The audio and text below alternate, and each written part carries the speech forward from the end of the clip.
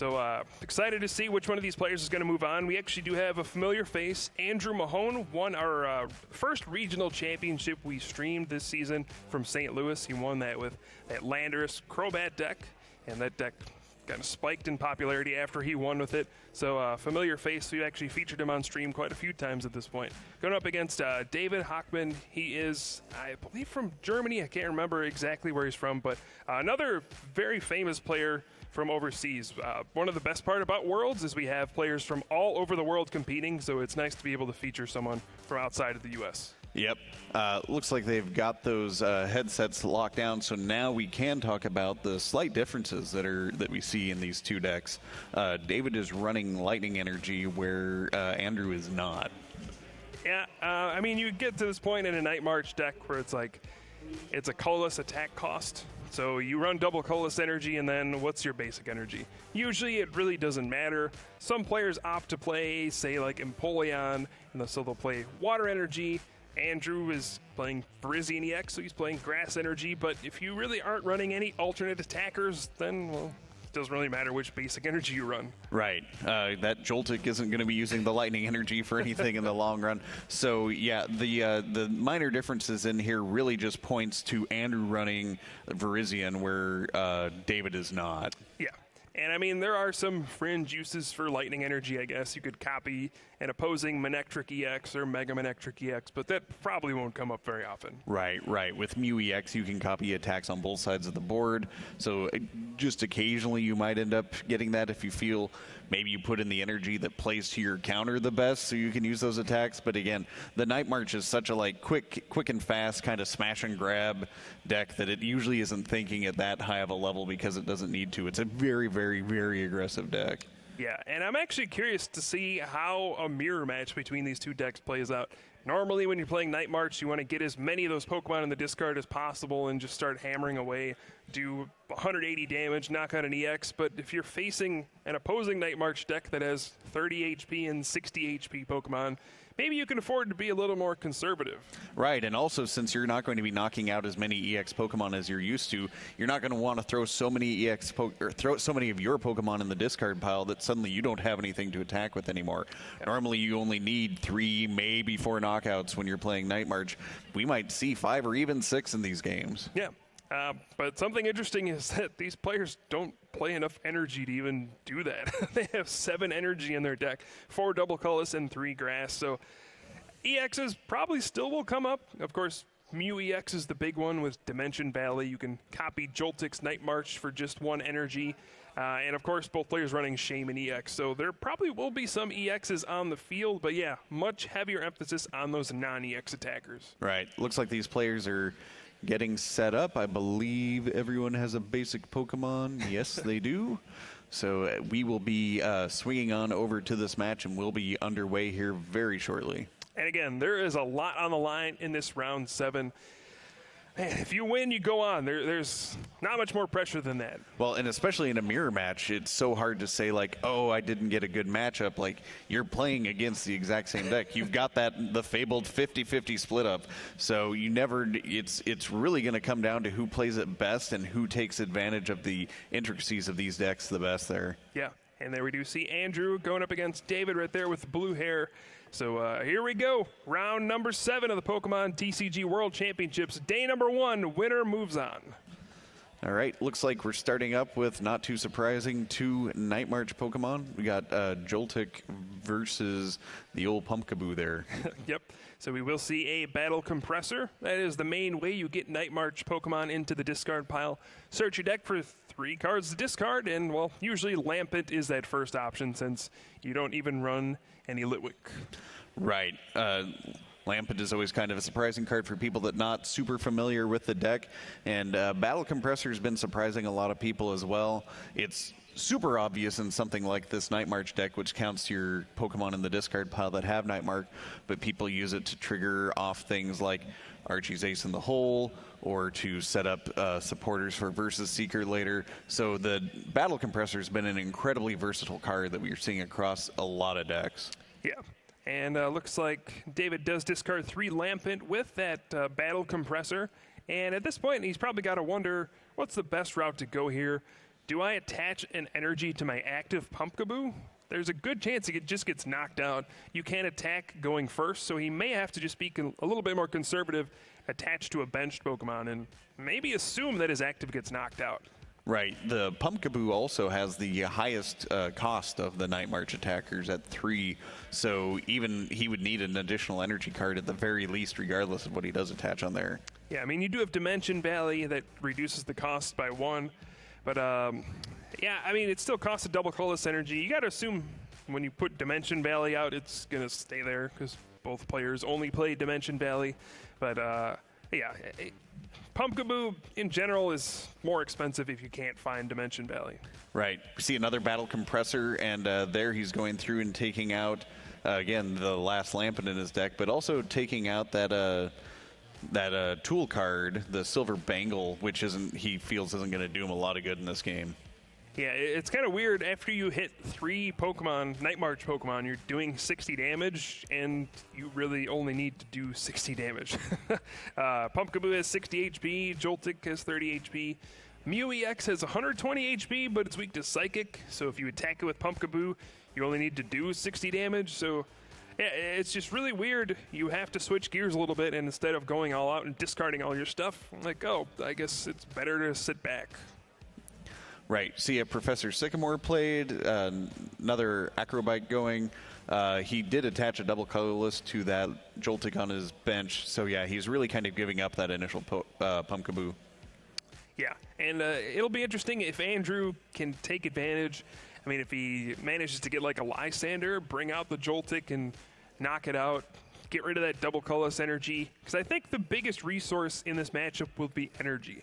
Both players only run 7 energy, so if you get the first energy knockout, that might actually be the way to win this matchup. Right. So David finally passes his turn, played a ton of cards there, going over to Andrew. Andrew plays a bunch, gets his town map, all right, gets a Shaman down, so he's got all his prizes face up, and really he's starting to get his initial setup. Yeah, town map is an interesting card. We see every once in a while from players. We see it pretty frequently in Night March decks because if you don't have all your Night March Pokemon available to you, you can't do the maximum amount of damage. So you play Town Map to flip over your prize cards, and then when you take a knockout, you take your Night March Pokemon. That way you have more attackers, and you have more ways to add damage to your attack. Right, and we're seeing kind of a mirror of David's turn. Battle Compressor again going through, getting all the Lampent out of the deck. You don't want to draw them. You want them in the discard pile where they're adding to your Night Marches. So, again, we're going to be saying a lot of the same thing for these turns, especially early on here. Yeah, now the biggest place where these two players have kind of split off is Andrew just went straight for Mew EX. He didn't care. He said, you know what? I know I'm probably going to have to put down EXs. That's fine. I'll just put them down. Whereas David's more conservative, saying, no, I'm just going to use non-EXs and try to win that way. So we are seeing two different strategies, even though they're playing the same deck. Right. So we've got and that's going to be the main difference. If David can hold that up and maintain only playing his non-EX Pokemon, that might end up being the edge he needs. But, of course, there's a big advantage to having Mew out there as well. Yeah, and we do see Battle Compressor discarding 2 Joltik and a Lysander, so maybe he can pull off that big Lysander. First turn on that Joltik with the double colorless energy would be a big advantage right off the bat. Yep. So we do see another Shaman EX, another setup. He is really digging for ways to get that first turn knockout. I don't even think he's found an energy card yet, though. Right, and Andrew going nonstop there. But, again, interestingly enough, right, is only going to be knocking out a Pumpkaboo if he does pull that off. So it's not even going to be, like we said, that first energy knockout might be the one that really matters. So he might even not even be putting an energy on his active Joltik if he does get it. Yeah. So here we see second Battle Compressor, and again, pretty much doing what David did, discarding Silver Bangle, saying, you know what, I don't think I need to do additional damage to EXs. Let's just throw that away. And Dimension Valley, don't need that. That's the only stadium cards we play. And we'll probably even see another Dimension Valley if there's one. Right. Since Dimension Valley is out, and that's probably the only stadium both decks are on, I can't imagine any of them have any of the other one. Every other Dimension Valley in the game is completely worthless now. You can't play it even if you want to. Yeah, and Andrew says passed, and David looks at him like, really? You played all those cards and you passed? It's like, oh, all right, cool. Right. So now he's got to figure out if he wants to risk getting his Pokemon with energy up in the danger zone there. He's got a Mew EX of his own. He's got to decide if he wants to play that or not. A lot of decisions here about how he wants to go after this turn. Yeah, it's almost like doing the first attack isn't necessarily a good thing in this matchup. If you're knocking out a Pokemon that has no energy on it, it's almost not worth it. I mean, sure, you are trying to race to 6 prizes in this matchup, but you can also run out of energy, so it's going to be this weird balance where I don't know if David even does attack if he can find a double colorless, but looks like he's going to play this computer search. Let's see what he finds. Right, and they do both have Lysander, so that they can try to snipe that Pokemon that does have energy on the bench if both of them are trying to hide from it. Both of them do have ways to get around that as well with Lysander. Yeah, now something else that's kind of interesting in this matchup, Andrew did have to put down 2 Shaman EX to try to draw some cards, and that is a really big liability later on. Lysander, knockout Shaman for 2 easy prizes, but since Joltik is a 30 HP Pokemon, you can actually knock it out with Sky Return. And not only does that pick the Shaman EX up off of your field, it gives you a double colorless energy back to your hand. So even though something else might get knocked out, you actually get to keep the double colorless energy. So using Shaman against Joltik is actually very strong in this matchup. Right. Looks like David puts a double colorless on his Pumpkaboo. Of course, that Dimension Valley. Now it actually can attack for just the cost of 2 with the attack cost reduction from that Stadium card. Yep, all your Psychic Pokemon's attacks cost 1 less when you have Dimension Valley in play. So Nightmark, instead of costing 3, now costs 2. And we see the first knockout taken. Down goes Joltik. Yep, he actually did go for the attack there. Andrew gets his Floatstone Joltik up front there. And we'll see what he decides to do to counter. And again, if he doesn't even find any energy after all the cards he's played, it could be kind of a tough play there on his side. Yeah, I think, David kind of recognized, all right, Andrew had nothing, and yes, he actually has so much of nothing that he concedes the game immediately. Right. And so people might think that this is kind of a controversial play. Oh, wow. David had 2 double colorless energy prizes. If Andrew could have had any sort of setup, I think he would have won that game. Yeah. As we saw, Andrew he played the town map, and he didn't have any energy prize, but couldn't get to any of them. But Andrew probably ended up making what a lot of people might not be thinking is the best play there. Because you've got to be the games need to finish within that time limit. He felt that he had not a really strong chance, that he saw from his hand he wasn't going to be able to do anything that turn, and David was going to be able to move on directly to start taking prizes again, and he probably would have gotten an insurmountable lead at that point. Andrew realized that, decided to just concede the first game and make sure that he had enough time, give himself the time to win those later games. Yeah, and that's something you have to do. Part of playing in tournaments is knowing how to work the clock. And like we've already seen it a few times today, players take too long, and then it ends up being, we're in a 3rd game, and now it's a tie, or run out of time, or whatever it is. Andrew recognizes this is a win or go home situation. You can't afford a tie. So instead of playing out this game, or he might have like a 5% chance of winning, just save the time, concede the game, and give yourself the best odds possible of winning these next 2 games. Right. Working the clock, a lot of times people think whenever they talk about that, they're like, oh, when you have a lead, you want to try to stretch the game out and prevent your opponent from being able to get onto those later games. And so just the flip of that, of course, is also advantageous as well. At that point, they would have just kept playing the game out as it was and very slowly taking all the prizes that they need and getting that game advantage. That would have been a great way to play the clock from that side. But other way around, Andrew wants to get into the next game, so he concedes immediately and will be going on to game 2, and he'll have way more time to take care of those games, and that way, from his point of view, he can hopefully win 2 of these next games. And also, this can be a pretty unforgiving matchup where the player who takes the lead, I mean, if they take like a 2-prize lead, it's really tough to come back from. You really have to just hope for like a lucky N and they miss energy or something like that. But for the most part, the player who's ahead a couple prizes, they're going to end up winning in this matchup. Yeah, these decks are set up to take an attack every single turn. So if you get ahead against a deck that's almost an exact identical deck, it's really easy to keep that lead. Yep, so we are setting up for game number 2. Round 7, the final round of day number 1 of the 2015 Pokemon TCG World Championships. Got Andrew on the left, David on the right. He did not have a basic Pokemon in his opening hand, so he had to shuffle in and draw a new one. Looks like he's good this time. And getting the prizes set up, and this game will be underway. Andrew will get to draw an additional card because of that mulligan. All right, so here we go. Game number 2. Hopefully we see a much better game than the first one. As you see down there, we have 38 plus minutes to finish the rest of this series, so should be plenty of time.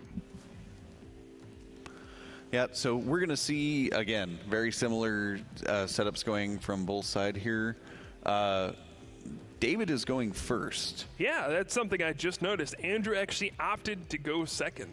So why Andrew might be doing that, well, why Andrew is doing that, what we just saw was whoever attacked first really took a lead in this match, and since they're so evenly set up to work in the same way. So Andrew's strategy here is hopefully he's going to be able to attack on his first turn and get a knockout, which he feels will then invert the situation from the last game and let him keep going first. Yeah, I mean, last game he also won second. He just completely missed the attack on the first turn, and that's a big risk you take. I mean, if you go first, you get a chance to play through some supporters, see some extra cards, but for the most part, Andrew feels like his deck is consistent enough where he can attack on the first turn, so going second provides him that advantage. Right, so it's an interesting play. Not everyone pays that much attention to realize that you do have the option to go first. Yeah. if you win the flip or if you lose the first game. So remember, you always get to pick who goes first, and in some rare situations it's not always best to go first. That's why you have the option to pick. Yep. So we do see a pretty strong start from David once again. Computer Search, discarding a couple cards, and he'll grab that Professor Sycamore, I believe.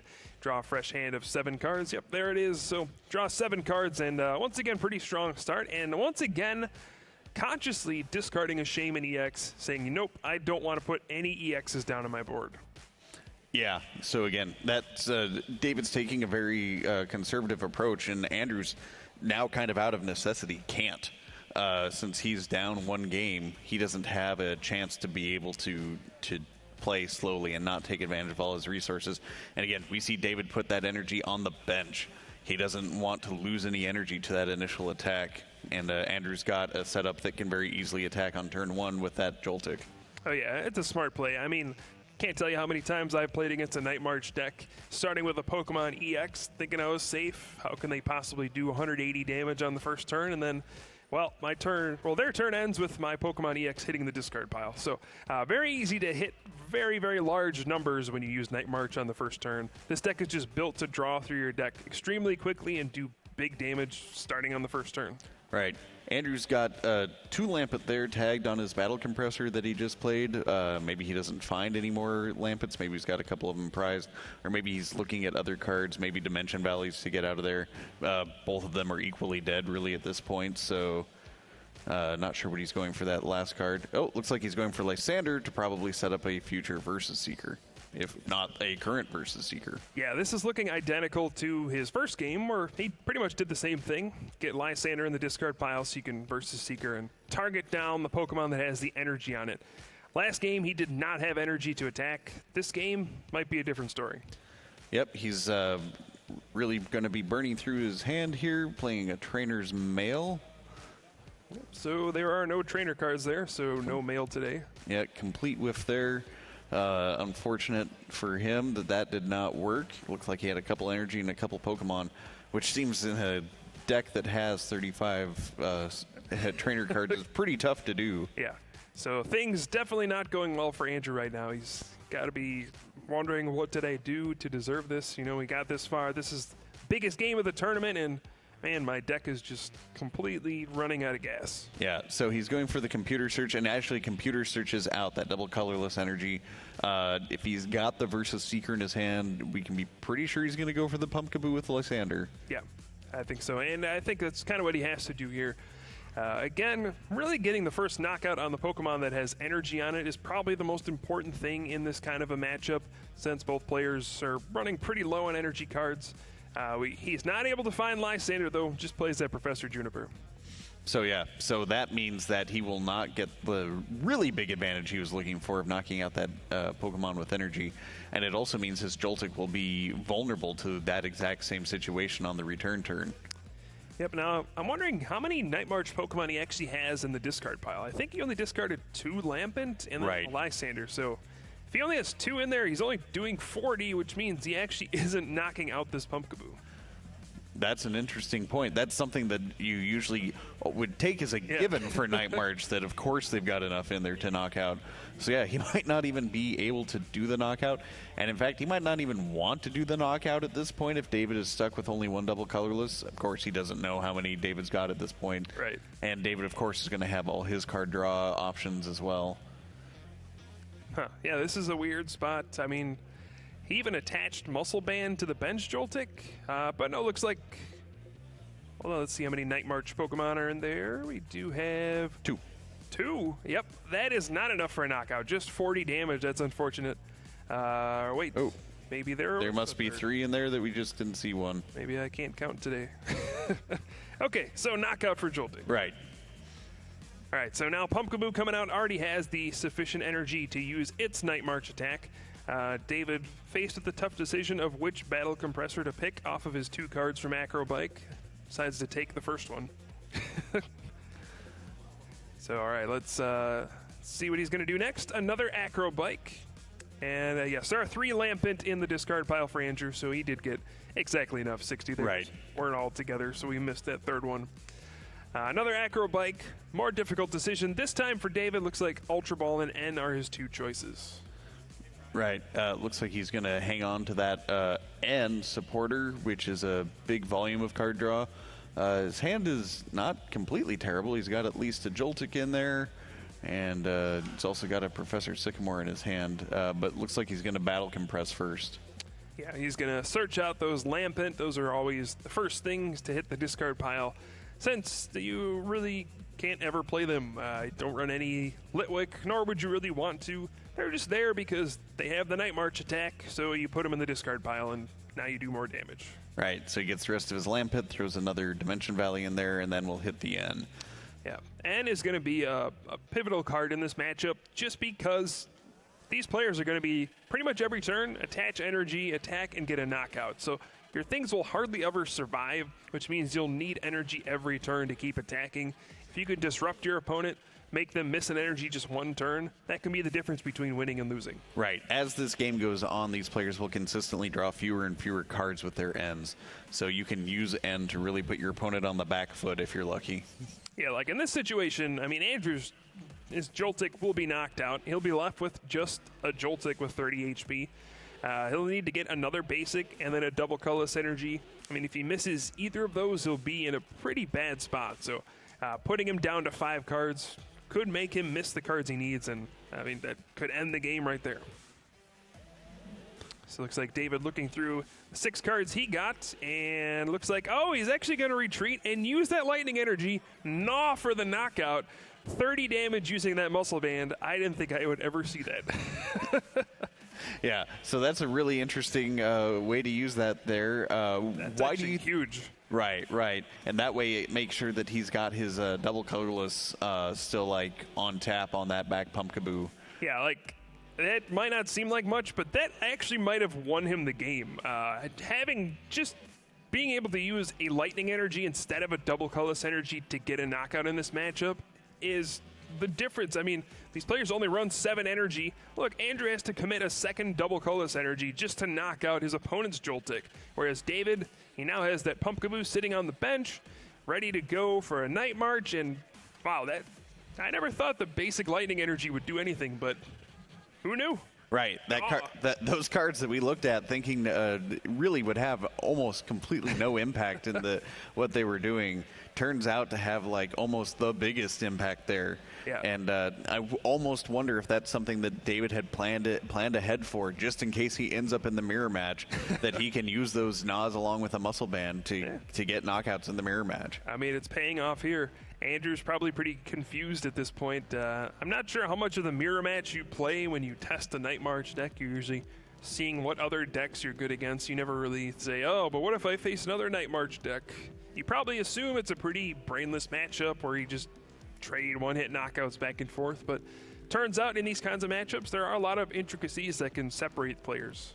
Yeah, and maybe that's the big difference here. Maybe David, seeing a lot of Night March, decided to test against it, realized that the occasional gnaw would help him in some pretty tight situations there, actually went with those lightning energy. And again, none of the other energy are going to be doing anything except maybe Psychic, but again, that's pretty out there as well on those. Yeah, and I mean, maybe he didn't plan it and it just happened to work out. I mean, right. That's a sign of a good player as well. You see a situation. I mean, most players probably wouldn't have even thought to use Gnaw ever, but David sees a situation, says, you know what, 10, 30 with a muscle band saves me a double colorless. Why not just use that? So Andrew uses Versus Seeker for a Professor Juniper there. Gets his 7 new cards. See a Battle Compressor. We'll see that come out right away so he can compress some stuff out. Keeps him from drawing those cards in the future and also can help his Night March, but he just goes for the rest of those Dimension Valleys at this point because you can't play him at all because you only got one stadium in the entire game. That's right. And at this point, I mean, Andrew is definitely behind in this game. I mean, he'll take the prize lead for a turn, but David already has that Pumpkaboo ready to go. I don't think he really has enough. Andrew really has enough energy to really keep on this pressure the whole game, whereas David, he's only used that one double colorless energy. He definitely have enough steam to win the rest of the game. So at some point, I think Andrew has to switch and use Mew EX as an attacker, and I mean that's a liability, but that might be his only hope. Right, because it can attack for cheaper with the Dimension Valley, and also has a bit more resiliency. But at this point, there's not quite enough in there for Joltik to knock it out, but with weakness, there's certainly enough for Pumpkaboo or an opposing Mew EX. Right, so it looks like Andrew's just trying to figure out what to do at this point. I mean, every little decision counts at this point. Gets another Joltik down on the board. Probably doesn't hurt to get that down there. And there we do see another Night March. Instead of a Gnaw, he's doing a Night March for a lot more damage. Right. So that goes in the discard pile. Does get David's Night March count in the discard pile up to 6. And he's going to be probably playing a couple Trainer's Mail here. It looks like he had 2 or 3 in his hand. Yep. So he's going to look at these top 4 cards. Probably not seeing a lot of stuff he wants. He could grab Versus Seeker. Actually opts to grab nothing. Yep. Pretty interesting. I wonder why he did that. Maybe he's got a Shaman EX in his hand and he just wants to draw some cards off of it. Right. He's maybe looking for... Yeah, he does have a Shaman EX in his hand there that we see. Or he may have had just like one very specific trainer card that he wanted and just would rather go for the Shaman cards apart from that. Yeah, Battle Compressor, probably what he's looking for because he can play that. He can compress some extra stuff out. And then when he plays his Shaman, he has a deck that is more full of the cards that he's hoping to get. Right. So yeah, he's going to search out 3 cards he probably doesn't want anymore. Looks like Silver Bangle was a choice, Dimension Valley, and maybe a Mew EX since he probably doesn't plan on using more than one of those. So yeah, going to discard those 3 cards. He might not even use Mew at all, so might as well get rid of one. Right, so now that he's got those cards out, he can play his Shaman. He might have another card or 2 that he wants to play before. He might have an Ultra Ball in his hand. Right, so he's going to put that Muscle Band down and then play the Shaman. So he gets to draw more cards by getting those Trainer Mails out of his hand. And he draws that double colorless energy. That's exactly what he was looking for. Yeah. So this is huge. Like we were saying earlier, you can Sky Return for a knockout against Joltik.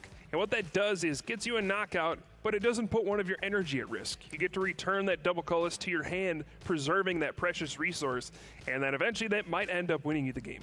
Right, and David was able to put his double colorless out on the board. Then he played N. Andrew has the temporary prize lead, so he gets N for fewer cards than David gets, and also may put him off the cards that he wanted to be having in his hand for his next turn.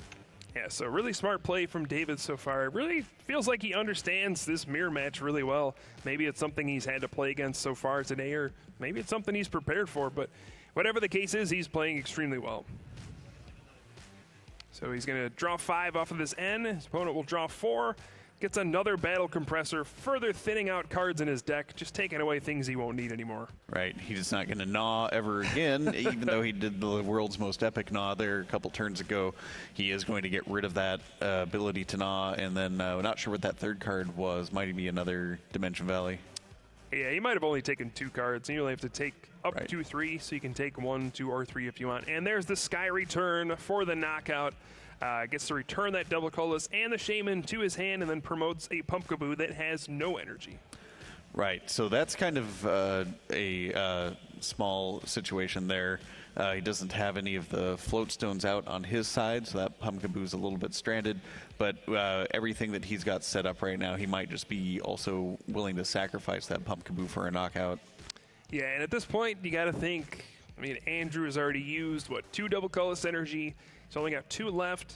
You can't afford to attach twice to a Joltik to get a knockout, so he either needs to keep finding those double colorless energy or start attacking with Mew EX, which only takes 1 energy since it can copy Joltik's Night March for just 1 thanks to Dimension Valley. Now, of course, the risk with that is you throw Pokemon EX into the mix, which gives up 2 prize cards, which then pretty much gives David the lead in the game in terms of prize count. So this is a really tough spot for Andrew to battle back from. Dave has just been more efficient with his resources, and it's really showing so far. Yeah, Andrew again got a little unlucky, opting to go second in kind of that gambit there, but wasn't able to attack on his first turn, and everything since then just has not worked out for him. And we do see Town Map, getting that off the trainer's mail, so he'll be able to play that, flip over his prize cards, and we'll see if there's anything big in there that he's trying to look for. Looks like an N, and yeah, that's actually really big. He only plays 1 copy of N in his deck, and it's in his prize cards, so he'll need that at some point to disrupt David's hand and stop him from getting an energy card or something like that. So, yeah, I think if he can get a knockout this turn, he is going to take that N for sure. Yeah, and not quite as important, but he does have 1 Battle Compressor in there, which means that he's not getting the cards he wants in his discard pile quite as quickly. Also, 1 of his Shaman in there and 1 of his Professor Juniper in there. That's 3 really big draw cards that are stuck in his prizes right now as well. Yeah, now he does play that Shaman EX setup, draws about 5 cards off of that, and he does find double colorless energy, also finds a grass energy. Trainer's Mail gives him that Versus Seeker, but he has an Ultra Ball and a grass energy. If he wants to find Mew EX and use it this turn, he could do that. Otherwise, he'll probably just put a double colorless onto either Joltik or Pumpkaboo and use Night March for a knockout. Right, but again, like we were saying, that strands another 1 of his double colorless energy, and he's running very low on those already, but puts it on the Joltik for this turn. Yeah, this is a questionable move. I mean, he doesn't want to lose that Float Stone on Pumpkaboo, but he finds the Lysander and brings out David's Pumpkaboo that has a double colorless energy, so he is taking a big knockout, getting rid of 1 of David's energy. Right, David put his double colorless on the board and then played N, hoping to isolate Andrew from getting the resources he needed, but kind of a reversal of fortune there. Yeah. Now, the unfortunate part for Andrew is he used Joltik to attack, which means he is open to another Shaman EX Sky Return. However, he did get rid of the Float Stone on David's Pumpkaboo, so there's no free retreater he can promote. So we probably won't see that same situation where we see the Sky Return for a knockout. David might have to commit a double colorless to a Pokemon at this point. Right, and David only plays the 1 Float Stone and no real way to get that back, so that's the last that we'll be seeing that. Yeah, he does have Escape Rope, but I don't think that's something he would want to play because that would push Joltik out of the active spot. Right. So yeah, he's just going to put a double colorless on there, so Dimension Valley will allow him to play what he wants, but he's going to Lysander up a Shaman EX. All right, so here we go. Does he have enough in there right now? He's got, looks like 7 in the discard pile right now. Yeah, and this is a potentially risky move at this point. He saw Andrew take the N out of his prizes, and then he goes down to 2 prizes. His only energy in play is on that Pumpkaboo. He's being very aggressive going after that Shaman EX. This could open up Andrew for a big N play. But on the other hand, if David manages to draw double colorless energy every turn, he will win because he's ahead on prizes. Right. So, yeah, this is David kind of slammed, was playing very conservative this whole time, and then, like, seeing that as close as he is to the end here, kind of slammed it into high gear there.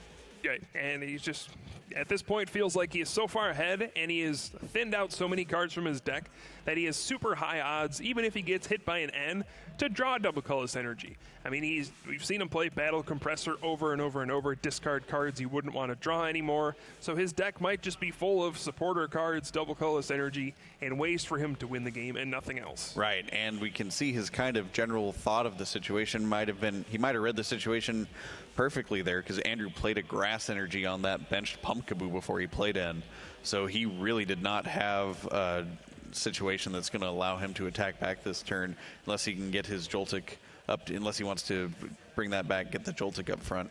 But yeah, that's going to be, that grass energy did not really do what he wanted to. All right, so we do see a Night March. The grass energy does set up for Night March next turn if he gets a second grass energy. Right.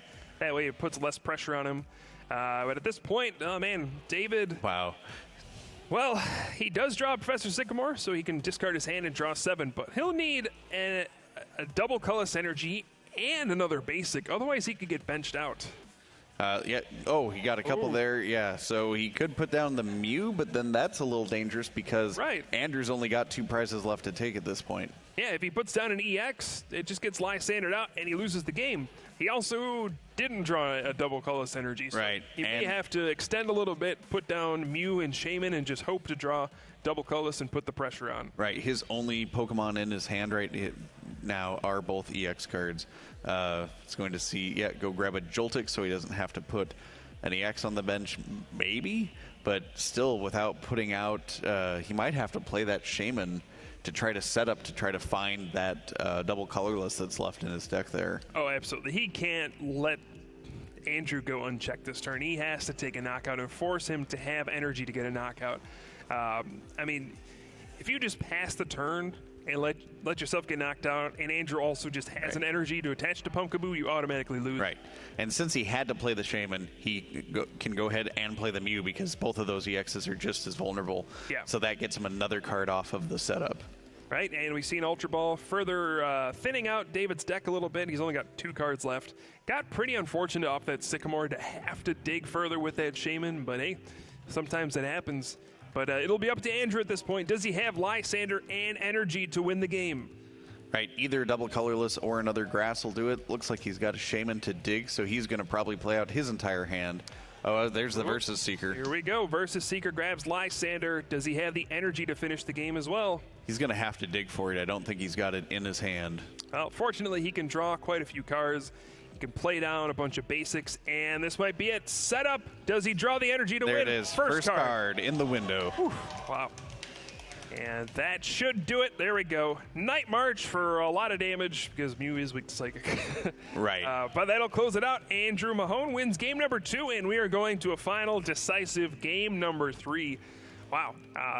Really back and forth. You never know what to really expect between this kind of a matchup. Right. Even after the gnaw from left field, David wasn't able to completely finish that one off. What do you think was the turning point there? I think it was that turn where, I don't even know. I think maybe Andrew just being able to go first and get a knockout was so strong. He never really missed a beat. And if you can pull that off, if you can go second, attack, and never miss an attack, I mean, yeah, you're going to win. Right. Got a knockout every single turn. But the biggest turning point was that final turn for David. He was good every step of the way, but he had to bench an EX at the last second, and that just opened him up to lose. Yeah, and also David made that other play where he put a double colorless on his bench that he didn't attack with and then played the end to try to lock Andrew out. And it kind of left him with a double colorless energy that he had on his board that he never got to attack with. Yeah, I mean, a little unfortunate that Andrew was able to pull everything off on that turn, but hey, we get to see a third game, so pretty exciting for us. Right, and because of Andrew conceding that first game early, he's actually got enough time to finish this game and take a chance to win it because, like you said, tying doesn't do anything here. Yeah, so incredible play from both players. I mean, what would you expect at the World Championships? Both of these guys, world-class players. Unfortunately, only one can move on, and hopefully we do see a clear winner in this match, so we do get to see at least one move on. But, yeah, going into game number 3, who do you think has the advantage? Well, it's interesting. To me, it feels like David has played this matchup more, either in testing or just in his rounds that he's played today so far. So to me, it feels like David has kind of a slightly stronger edge just in doing this. But again, it's a mirror match, right? It's really going to be interesting. And now we've got to see what David's going to decide who goes first or second, That's right? True, yeah. We saw Andrew try to make that gambit there, so we'll see. We'll get to the players right now. They're drawing their initial hands, although it looks like David's got a mulligan. It's the second time that's happened. Right. I think they have near identical. Yes, they have identical Pokemon counts, so that should happen pretty equally for both of them, and not very often because they both play 14 basics. Yeah. So, all right, looks like we are getting game number 3 set up. Let's hear some noise for these two players, Andrew and David. Round number 7 at the Pokemon TCG World Championships. Right, and so David's drawing out his second chance at initial hand here. I don't think we've seen for sure who's going first yet. Yeah, I mean, the players have decided, I'm sure. We just haven't had that communication quite yet. But yeah, see, these players are tied 1 game apiece. 13 minutes left in the round. Will we see a winner? If we do, that person will move on to day number 2 at the World Championships. This is a very, very high-pressure situation. A handshake to kick it off, and Andrew's going to be going first. This is so bizarre to see. It's like inverse of what we normally see. Usually when you lose a game, you immediately opt to go first. But in this matchup, they're saying, well, actually, I want to attack first. So right. That's where that rule change that was made not too long ago, where the player going first cannot attack, is really coming into play here. Yeah, whoever pushed for that really had a good grasp on the game there, I feel. But it is interesting to see both players adopt that strategy, and it paid off for Andrew in game 1. And we'll see if it pays off for David here, because he's going to be able to, again, get that first attack off. Yeah, we've seen minor things really pay off for both players, both opting to play 1 float stone, which, you know, you see 1 trainer card like that, you wouldn't think it would make such a big deal, but getting that free retreat has given these players lots of flexibility on which Pokemon they can promote, and then just kind of slam something down with an energy and play it in the same turn and attack with it. So just having free retreat on something has really made a difference. Right, and we did see that when David's Pokemon with Floatstone got knocked out last game, that was kind of suddenly he was in a bad position compared to Andrew. Right, and we see a pretty rough Juniper right on the first turn from Andrew, discarding quite a few useful cards, including Versus Seeker. He definitely wants to find more basics here. We don't want to see a repeat of the last round where a player just loses with only 1 basic. Right. But he hasn't put out another one yet. He is playing another Battle Compressor. Going to get some... probably get his Lampets dumped out there. Probably has some kind of other minor card draw in his hand that he wants to make sure he compresses out the stuff he doesn't want first. Oh, it looks like he's got some Ultra Balls at the very least. Yeah. So he'll probably discard like Silver Bangle, gets rid of a Joltik, realizing that the Gnaw option is there, so he doesn't want to walk into that again. Gets a Lysander in there for the Versus Seeker. Yep, and we'll see what the third card is. I would assume, well, another Battle Compressor. Well, you get to a point where there's not many cards you want to discard, so you don't want to draw Battle Compressor anymore. Interesting that he did that already. I wonder if all his Lampet were accounted for somehow. Yeah, it's strange situation there. But yeah, he does need to find another basic Pokemon here. You definitely don't want to be in a spot where you only have 1 basic against a Night March deck. You probably won't survive that turn most of the time. It does have Ultra Ball, so he'll go ahead and search out a Pokemon, probably another Pumpkaboo. And yeah, we see the other Pumpkaboo hit the field. Interestingly enough, so far we haven't seen the Dimension Valley yet. Yeah. So Pumpkaboo still needs 3 to attack right now. So even if David has one, he might end up not playing it early on. Yeah, it's a strategy we see pretty often, even when players use the same stadium card. You know, they do help both players, so you just hold it in your hand instead of playing it. That way you don't give your opponent the benefit, and you force your opponent to have it. Right. Also, Andrew setting himself up for kind of his own side of a conservative play, retreated his Pokemon with Floatstone and is leaving his other Pumpkaboo kind of out in the wind there, making sure he's protecting that 1 energy he's got on the primary Pumpkaboo though. Yeah, and looking at David's hand, it doesn't look spectacular. We do see he does have a Battle Compressor and Versus Seeker, so at the very least he will have a supporter for the turn. But I think he's trying to figure out, if I Battle Compressor, I can only discard 2 Pokemon and then a supporter, which I'll have to take. So you might not be able to Night March for a knockout if you don't. It depends on which supporter you go for, but if you can't get the third Night March Pokemon in there, could be in some trouble. I'm going to guess that he's going to have to take an N as well as his supporter. Since he has 2 double colorless in his hand, he probably can't afford to discard one. Yeah, so that's a very interesting situation to be in right away. Looks like he's eyeing up those 2 Lampent. Those are pretty obvious choices. But what's going to be that third card? Sycamore will guarantee he gets another Night March Pokemon in the discard, but it also guarantees that he's down a double colorless energy. Yeah, it looks like he's hovering on that N, and it does go with the N because he can't afford to get rid of another double colorless. Puts one on his Night March, gets that Bangle. The Bangle isn't going to do anything in this game, but by putting the Bangle on the Pumpkaboo, he makes sure that he doesn't draw it again later. So whenever he would have drawn that Bangle, he instead draws another card that hopefully is more useful for him.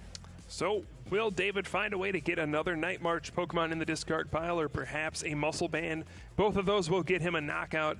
And, with time running down, we're hovering around 8 minutes at this point. You got to think the correct strategy is just go for knockouts. Right. You got to just pedal to the metal at this point. Bunch more energy in his hand that isn't, super useful, but he does have his computer search. That is useful. Right. So he gets to discard 2 cards, search for any card, probably a Battle Compressor, discard more Lampent, stuff like that. And, just progress his board a little further. He'll take the first knockout. Yeah, so he gets his Battle Compressor. Now he gets to put enough Night March Pokemon in that discard pile. Looks like he's hovering on a Mew as well. Might consider getting that out just because he doesn't want to be playing it. And Joltik is interestingly enough. Yep, so it looks like he's eyeing up those 3 cards. Maybe a Dimension Valley, but again, he might need to put one out there. Neither player has gotten a Dimension Valley out there yet, so it might be kind of a who blinks first kind of thing and puts out their Dimension Valley. Right, so we see 2 Night March Pokemon and the Mew going into the discard pile. Brings the Night March count up to 4, enough to take out Pumpkaboo. Yeah, and of course he already has the energy to use it, so this is a really strong first turn for David, but he has put the first double colorless energy at risk, right, by attacking with Joltik. He'll be behind in that department, but ahead in the prize department. Right, so he takes that first prize, draws another N. That's probably pretty useful for him. He does have another double colorless in his hand, so he should be ready to go on his next turn as well if he needs to.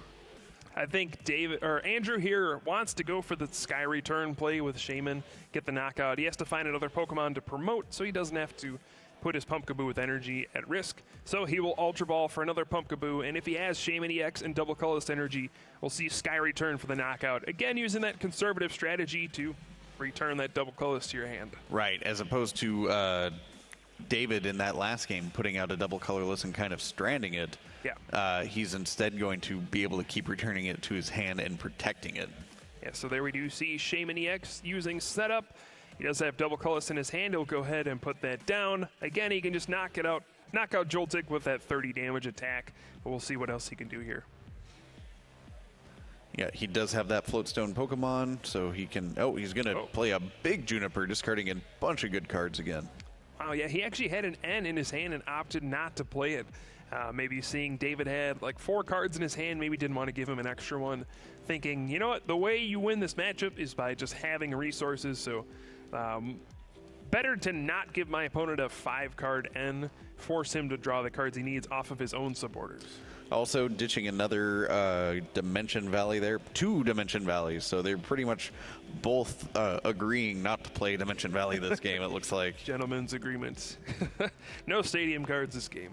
But I think the reason he's doing that is he actually has discarded his other 2 grass energy.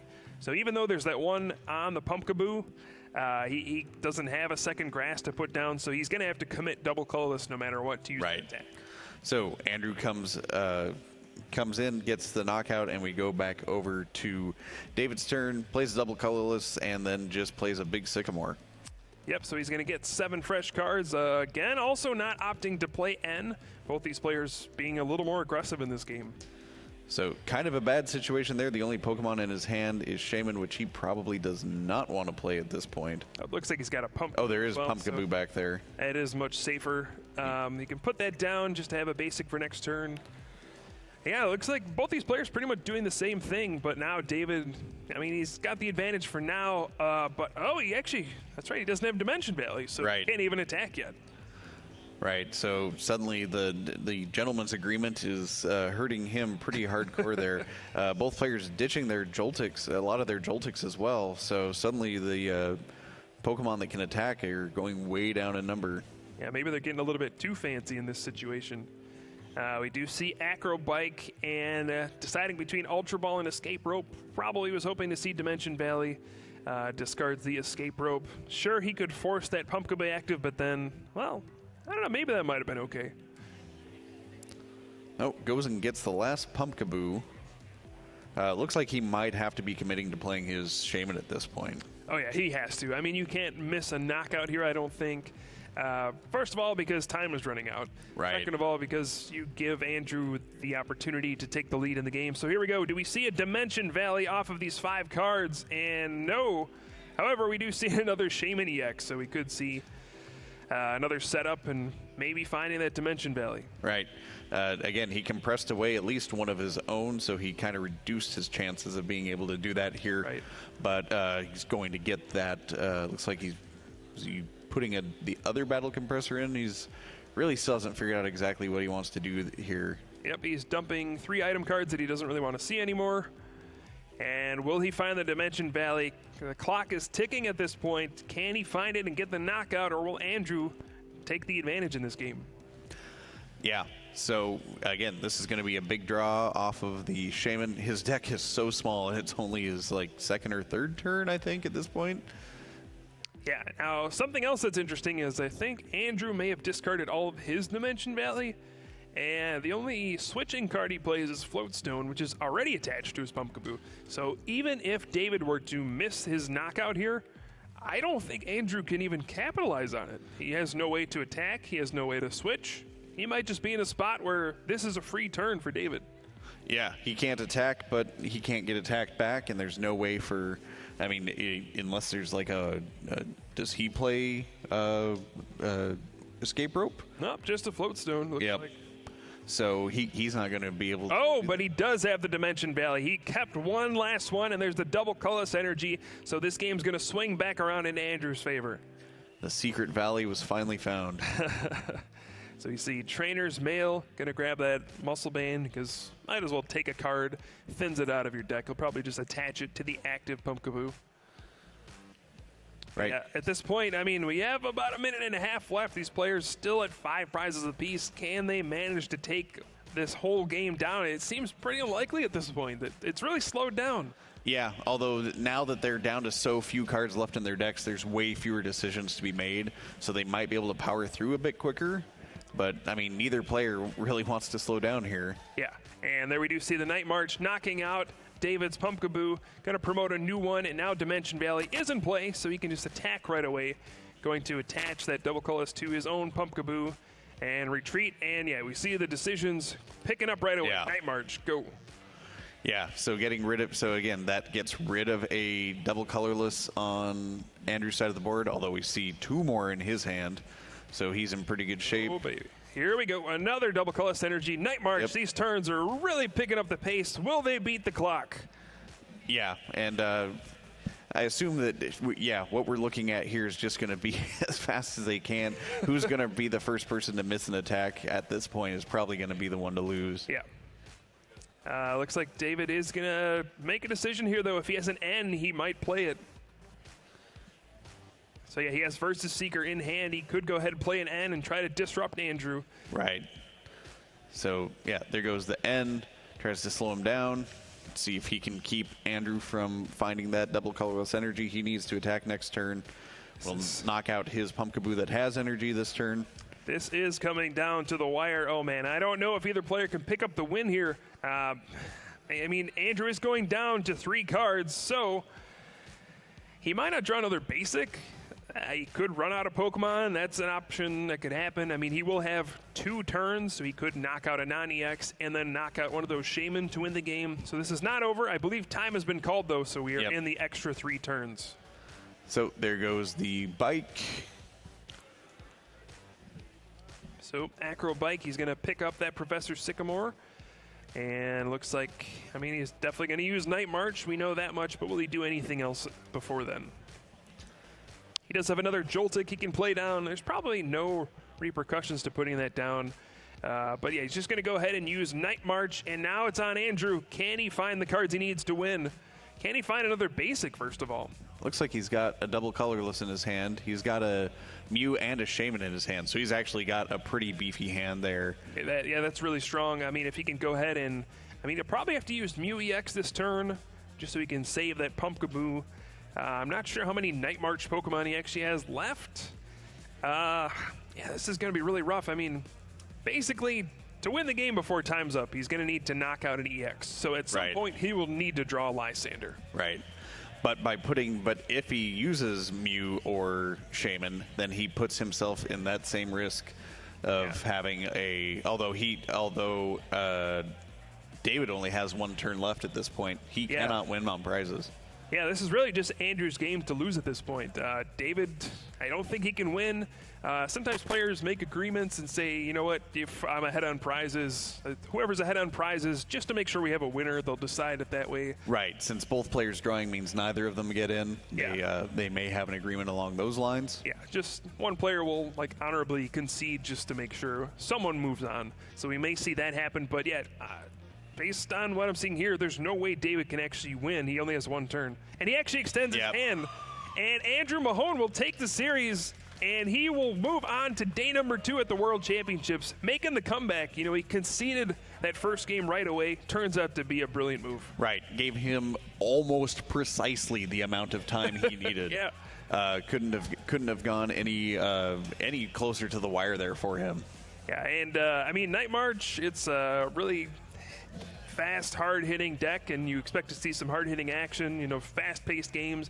Wouldn't expect 3 games to take 50 minutes between these 2 decks, but, you know, when it comes down to it, there are a lot of small decisions you have to make that can really make the difference in the matchup, and, you know, Andrew just was one step ahead at the end of the day. And stuff that you're not even thinking about, where to put energy, where not to put energy, getting energy back in your hand, stranding energy, trying to strand energy on your opponent's board, where to clear energy out. Energy is such a complex mechanic in the Pokemon card game. It really gets underestimated by a lot of players. And then we're going to bring Andrew up to have an interview here pretty soon. And, Yeah, so stay tuned. We'll have an interview with our winner, Andrew Mahone, as he is moving on to day number 2.